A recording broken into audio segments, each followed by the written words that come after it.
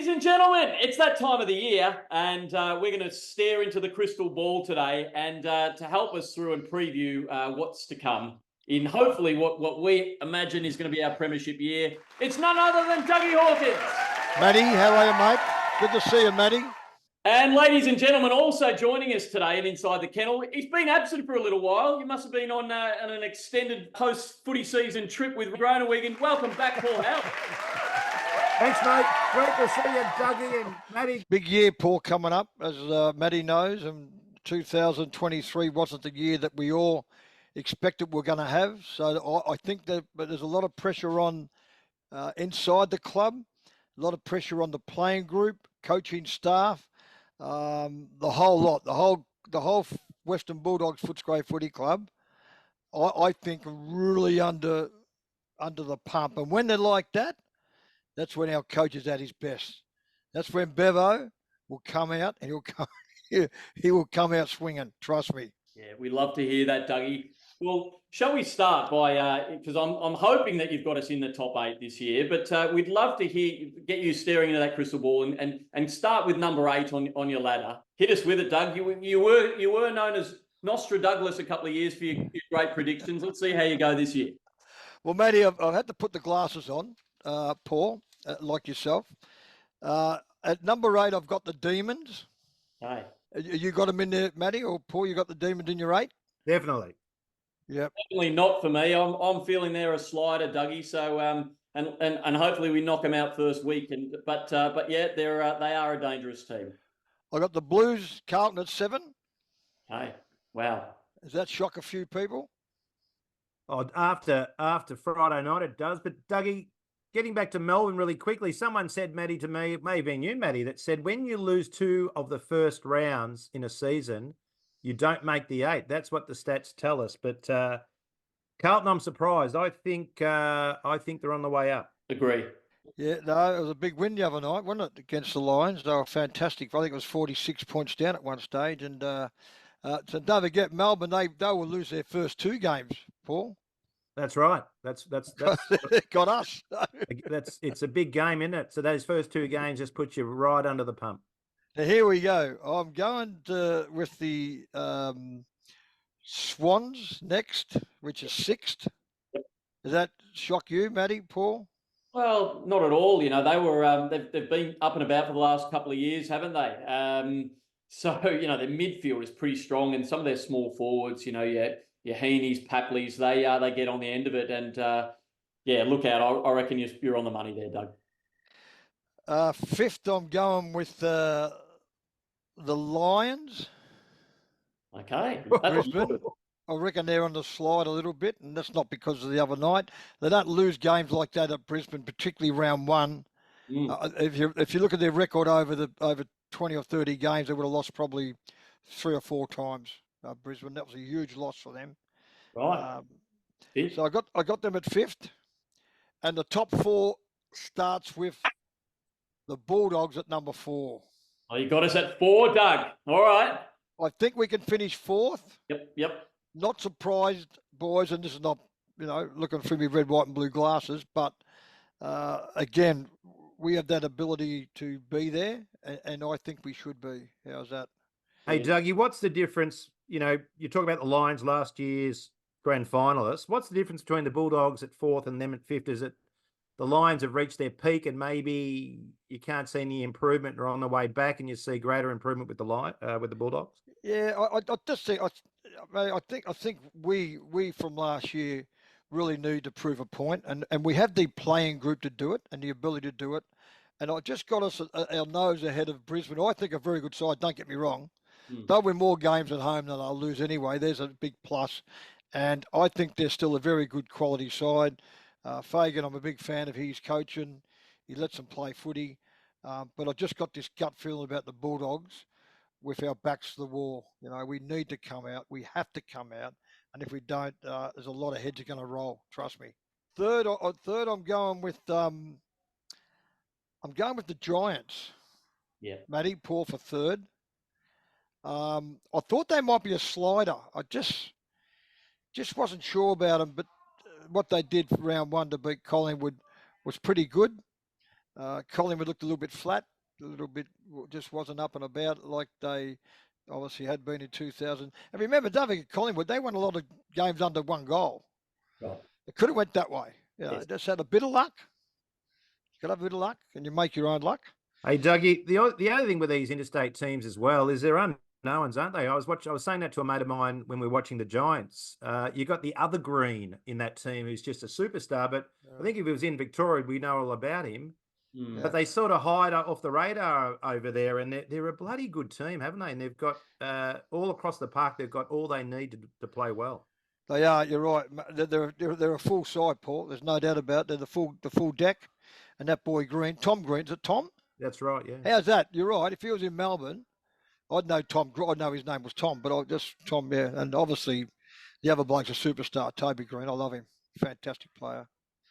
He's just behind the Bont for mine, Toby Green. Number 2, I've got Collingwood. Wow. I got the Magpies at number 2.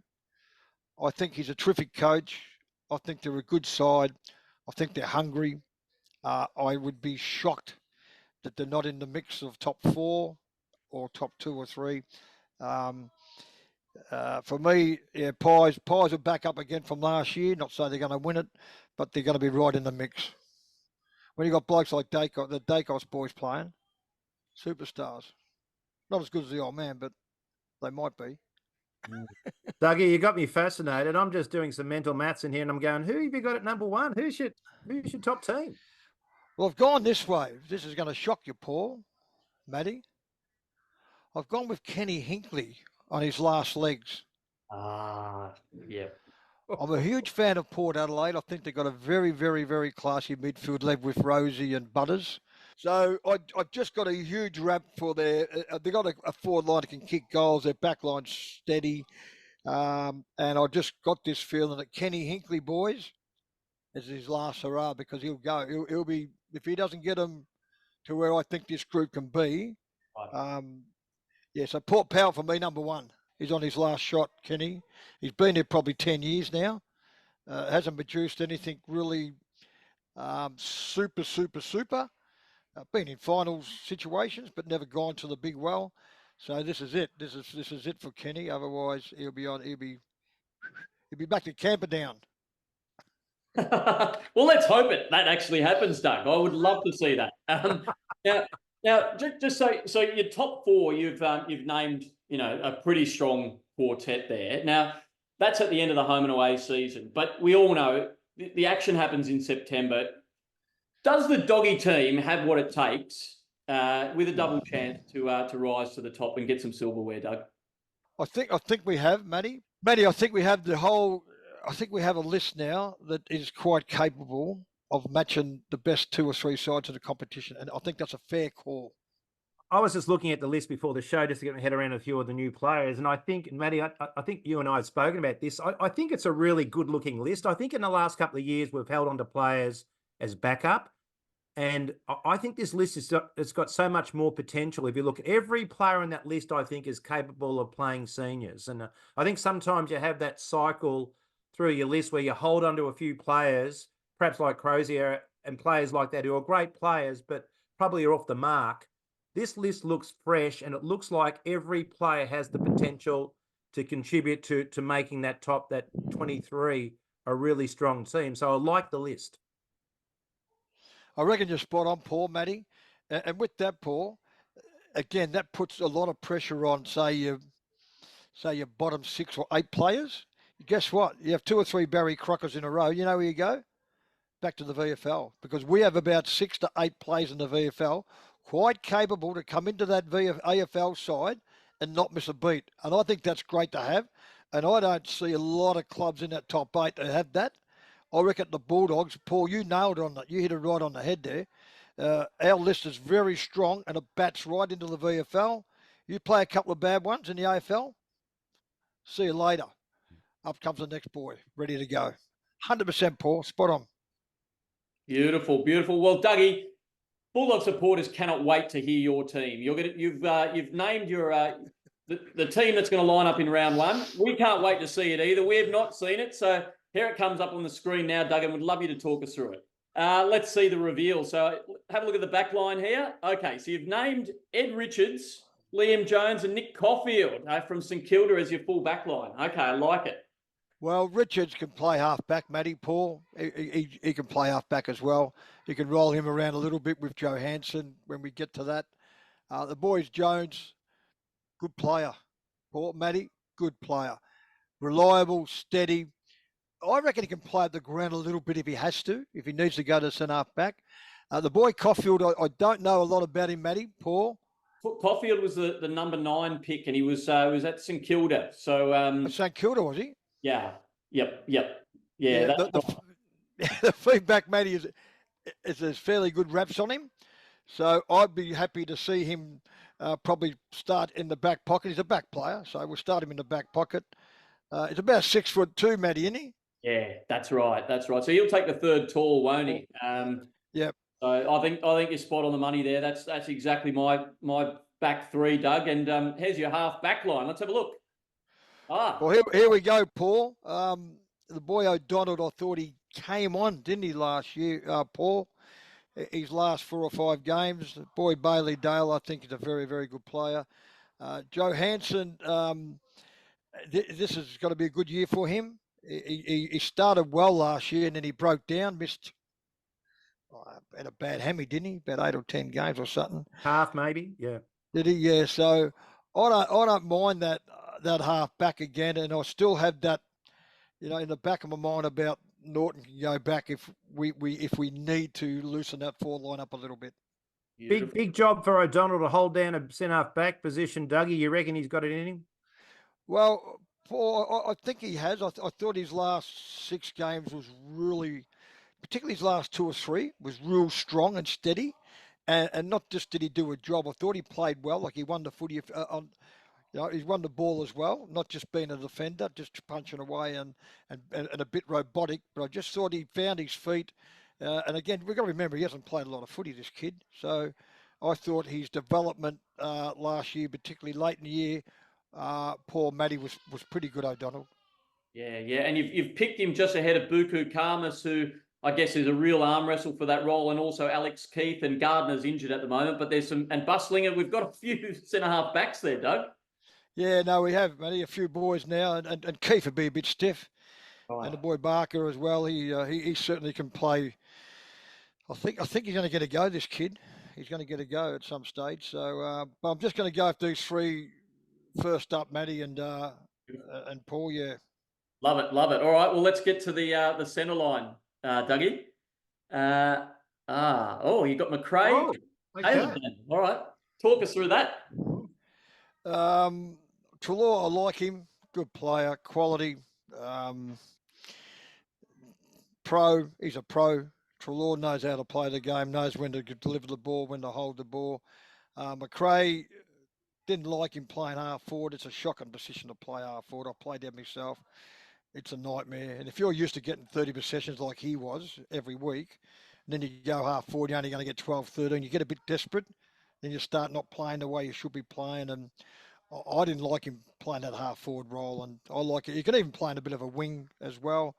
I think his hamstring's going to be okay, Matty, Paul. So I'm just going to challenge him. He must be 30, 31 now, McRae. Yeah, that'd be spot on, I'd say. Well, mate, this is it. I'm backing you on the back of last year. Okay, I might have played you out of position if I'm Bevo. Here you go. You're in the guts. Show us what you got. And the other boy, well, there was talk about him not even getting a game. Yeah. I was a bit shocked by that, Paul. Matty, What's going on with that, Dougie? Where and Matty, where's that come from? I only heard that last week. Ridiculous. I don't know. You want blokes who can use the footy and hit a target. He's your number 1. He's your number 1 in the Footscray Western Bulldog side. They're just Blake Daniel, little bloke, mate, coming off half back, play a wing. His foot skills are super, both sides. I was shocked as to say that people he may not get a game. Give me a break. No, that's somebody's trying to sell papers. Caleb Daniel every day of the week. Get him in. I'm with you, Matty. I'm with you, Paul, and him. Yeah, totally. All right, half forward line. Here we come then, Doug. Okay. You've got a couple of Rileys on the flanks.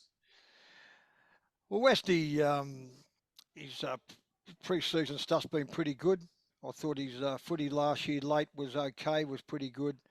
Mate, he's a fighter, a scrapper, got a few tricks, tough. I like Rolly Weston. You guys know I've always liked him.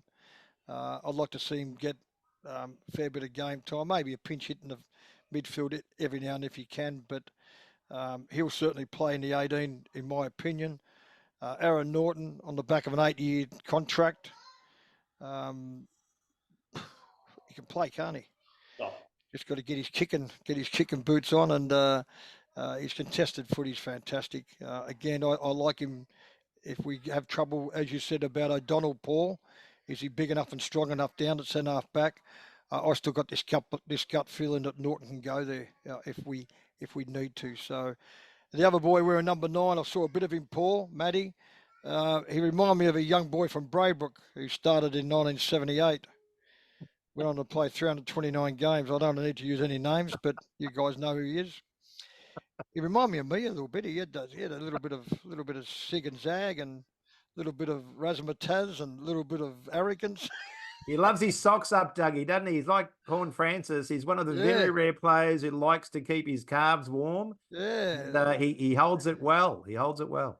He had a few tricks, Matty, didn't he, Paul? He had a couple of tricks, that kid, and I watched him zigzag a couple, and I went, haven't seen something like this since 78. Anyway, and that's a big rep, son, so you better step up. Can we see a jumper change happening, Dougie, in the near number 7.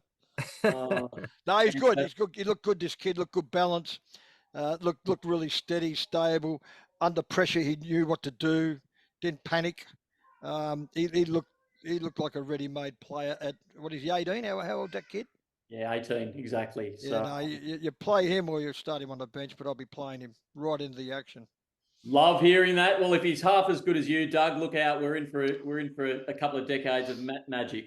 Correct, Matty, correct. Love it.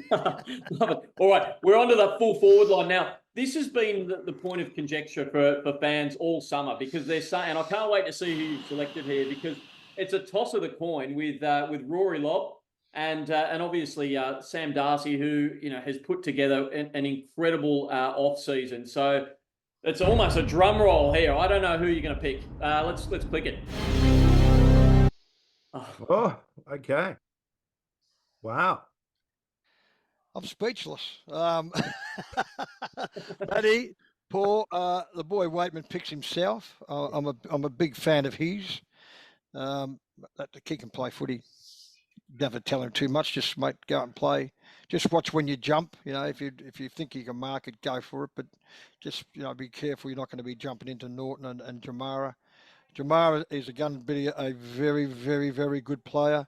At the moment, the kid's still learning his craft. Has all the potential to be a star, and he will be a star. This kid, if we give him a bit of room, a bit of space. The boy Darcy looks like he's developed, got a bit stronger. Missed a lot of footy for injury. Has had no luck. This boy's like a new recruit, and with the number 10 on his back, he looked very, very good in the practice games. He will certainly start forward and hold his spot, and probably do a bit of ruck work with Tim English. And with Tim going forward, he's hard to match up, isn't he, boys? If Tim English goes forward, good luck. Yeah, he can mark and can kick. So it's a good little flip coin when Sam goes onto the ball. Yeah, looks like a team for the future, Dougie, because I think Darcy is the future, and I think they've got to get him out there and play him, play the team, play a future team. I think, and great decision. You're right, Paul. Play him 100%. All right, fantastic. All right, let's have a look at your followers. Tim English, Tom Liberatore, Marcus Bontempelli, probably 3 of the greatest midfielders you're going to find. Yeah, pretty good, isn't it? Well, Australian. Should have been 3 All-Australians. Should have been 3 All-Australians there. Libba didn't obviously get in there, but he should have. Second best and fairest last year. The Bont, the Bont at some stage towards the end of his career could be the best Bulldog of all time. I don't know about that. It's hard to match up with EJ. But he's certainly on track. Terrific player. I'll say it again. I think Liberatore is as just important to our team as the Bont is. Lib is our engine man and our guts, and another like his old man you want to be at war with. And the other bloke, well, I was shocked he's finished 7th in the best and fairest, Matty, Paul. Tim English finished 7th. I was a bit taken back by that, just a little bit. All Australian. Looked like he just grew and developed, and there was games there he sort of grabbed a couple of games by the neck for about 10 minutes. He just sort of grabbed it. English, the Bont and Libber, as good as you want to get.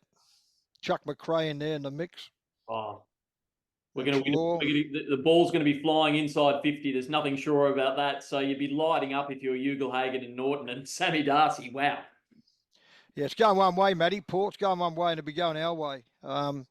That's as good as you want to get as a midfield. I don't know where the experts rate our midfield, but I rate it very, very, very highly with that forward line structure. And that leaves a few blokes are going to miss out and they're going to be pretty stiff. Ooh, all right, well, let's see. You talked about depth. Let's have a look who you've got on the bench. I don't know how you're going to squeeze 4 benches out of the rest of our 27 players on the list. Let's have a look. Who have you gone? Bailey Williams, Harms, Vandermeer and Bramble. Oh, so you've gone speed here. I've gone with speed, Paul. Matty, I like Williams, number 34, correct? He's mercurial, isn't he, Doug? Yeah, the boy Harms, well, he's come from Melbourne. You're going to play him, aren't you? Surely. You got to play him. I would think you got to play him on the interchange, not in the 18 for me. Vandermeer, I like him. Is he number 23, 27, yeah, 23? Good boy. Speed, he's full. He's all speed. And the boy Bramble, Matty, you know, very quick. Quick as well, yeah. Yeah. Well, I think Vandermeer is the quickest on the list. Bramble's probably not too far behind. So you've got 2 demons to come off and just burn off, especially on the MCG. Paul and I spoke during the week, and we said MCG, you need people who can use that space to their advantage, don't you, Doug? You do, and I would not be shocked 1 inch if Roy Lobb's in that, obviously in that 22. I thought his last 2 or 3 games particularly were pretty good, Roy Lobb. And Matty, Paul, I'm not sure where you rate Roy Lobb. Would you have him in that 22, Roy Lobb? I spoke to Matty about this. I didn't think he performed terribly well against Hawthorn over in Tassie, Doug. He had very low numbers. Yeah. And if you fit Lobb in, who are you going to take out for Lobb? Is that a Darcy swap or? I think probably Paul, if we're going to try and stretch him, if you want to try and stretch him with Darcy and English going forward, and you've got Lobb floating around and Norton and Jamar, I don't know. And we said this last year, Matty and Paul, didn't we? I loved the idea of that tall timber because we're going to stretch and we get it in quick. It just didn't click. It just didn't work the way that I could see it working. Don't give up on it. It's not the end of the end of it, but I just thought Lobb's last few games last year was okay, and Matty and Paul, I wouldn't be shocked if he's in the interchange. Maybe not the start in 18, unless Darcy comes out the interchange and Lobb goes into a pocket. That's the only change I could see happening, that Darcy starts on interchange and one of these boys, and maybe Bramble not play. I'm just not, the other 3 I think are right. The young bloke might step aside and Lobb comes in and with him and Darcy and English rotating. Yeah, that could happen. Yeah. Well, it's a 4-headed monster to have 4 talls. It's it could work out to be an incredible advantage, but equally it could be a downfall. So you'd have to be brave to choose it. I actually went down to training the other day and spoke to Ryan Gardner and asked him that question directly, and he said, "No, we're not going to. We're going to put our faith in 3 small forwards this year." Nipping at their heels. So, if there's anything to be believed by that, then Darcy or Lobb are probably going to, are going to fight for that last position. Yeah, fair call, Matty. Fair enough. Okay, all right. Well, I think you've kind of, it feels like you're going to have Lobb as your sub, but let's check if that's right. You've gone Poulter. Okay. Whoa. Okay. Yep. Fair enough. Matty, Paul, I like this boy. Played on the wing. Long-headed young bloke. Where did he come from? Collingwood? Where was he from? Yeah, Collingwood, absolutely. With a haircut like that, where else is he going to come from? Yeah, he's a magpie. I thought his footy just got better each week, didn't it? I reckon he developed and grew. I actually didn't mind him. And again, I wouldn't be shocked if he's in the 18 and one of these boys. It shouldn't be Daniel, but I'm just saying someone's could come out. And I thought Poulter's footy on the wing last year. I thought was really steady and he was reliable. Pretty tough kid. Pretty head over footy. Dougie, I wanted to ask you about this. Poulter, I think in that last game of the pre-season, Matty played in the reserves. He didn't go over to Tassie with a selected 26 squad. He was, he held his place really well last year. I don't know if he fell off a little bit at the end of last year, but does a pre-season, a good pre-season form matter? Because McNeil is looking really good at the moment as well, Dougie, who I think they re-rookied and gave him another year. He's playing some really good football. How important is a pre-season and an opportunity for a player to really ascend through the list? Can you give us some feedback around that? Yeah, Paul. For a seasoned player who picks himself, I as I got older and become a regular fixture of the team, I didn't rate the pre-season much. I didn't find myself. I needed to push myself. I knew what I could capable of doing. I knew where I'd get to. I knew how I was going to get to it. But when you get, as you said, Paul, these younger kids, they've got to show it. They've got to step up and really deliver it. But the older blokes who have set who have set themselves in the team, some of them may not find that pre-season the end of the world, and coaches know it and know how some blokes react to it. But young players need to step up, Paul, let me tell you. Yeah, well said, Dougie. Well, hey, we've just got your emergencies left. I think you've named your emergencies. Let's see if they come up on the screen. How they are. Is Lobby in that? Oh, you've named him. You have named him. And McNeil and Karmas. Okay, yep, fair enough. So Lob's ready if need be, Doug. Well, boy, Dubby's surprised he comes into that team. He won't be a sub, I don't reckon. I wouldn't be surprised 1 inch, boys, if Lob comes into that interchange or he goes into the side. Darcy comes in and one of those 4 boys will go. And I would probably say more Bramble as a kid that probably would go. And you'd play Vandermeer, Harms, Williams, and it'd be Lob or Darcy would be one of those interchange players. I think that, and Poulter could probably be the sub, probably be a little bit stiff, or Bramble goes there and Poulter goes out. I'm not sure. Yeah, well, that looks like an incredible side, doesn't it? And probably about 15 others who are probably, pretty disappointed or just knocking on the door as well. So get excited. Get excited. Absolutely. You're right. Looks Paul, optimistic, Matty. Dougie. Optimistic. I love it. I think that's what we need. Optimism. Love it, Doug. Well, there's only one thing left to do of this episode, and that's to hear your weeks 1 to 5. So rounds 1 to 5 predictions. Yes. I'll read them out, Dougie, and fire away. All right. We'll beat Melbourne, Matty. We'll beat Melbourne. Round 1, you say yes. Okay. Who we got round 2, Matty? All right. Round 2, we go down to Ballarat and we take on the Suns. Yes. At Ballarat, tick 2 out of 2. Woo! All right. We're off to a flyer. Off to a flyer. Okay. Now, round 3, we return to Marvel, and we had a horror here late last year. We're playing the Eagles, Dougie. Surely we can get across the line. Matty, Paul, this is the game that I'm going to get involved. I'm not a punter, but I will be on this game. We're going to come out where you're going to smash them. You just watch this. It'll be a 10-goal plus game to the Bulldogs, and we're going to be sitting 3-sip. I think we're still in the fetal position from that game, Dougie. You might have to just... As a player from last year's team in that game, my guts would be ripped apart, and I can't wait to get hold of them again and stick it right up them. As EJ would say, to stick it up them. And I just couldn't wait to grab hold of them and just give it to them. I feel like I'm playing now again. I just... Settle down, Doug. All right, we're sitting at the top of we're close to the top of the ladder. We're 3 and zip, and then we travel down to Adelaide Oval, and of course we're playing the Cats in Adelaide. Playing who? The What's Cats. that? Did you say Geelong? Did you say Geelong, Matty? We've got Geelong. We've got Geelong in Adelaide, believe it or not. Is that their thingo round? What do you call it? Their Adelaide game round. Gather round. Yep. Gather round. Geelong down there. It won't beat them. Someone just yelled out in the house Oh. there. You won't beat them. Is that your son? He's a cat That supporter. was Ricky, my son. Ricky, come on. Stop that, Ricky.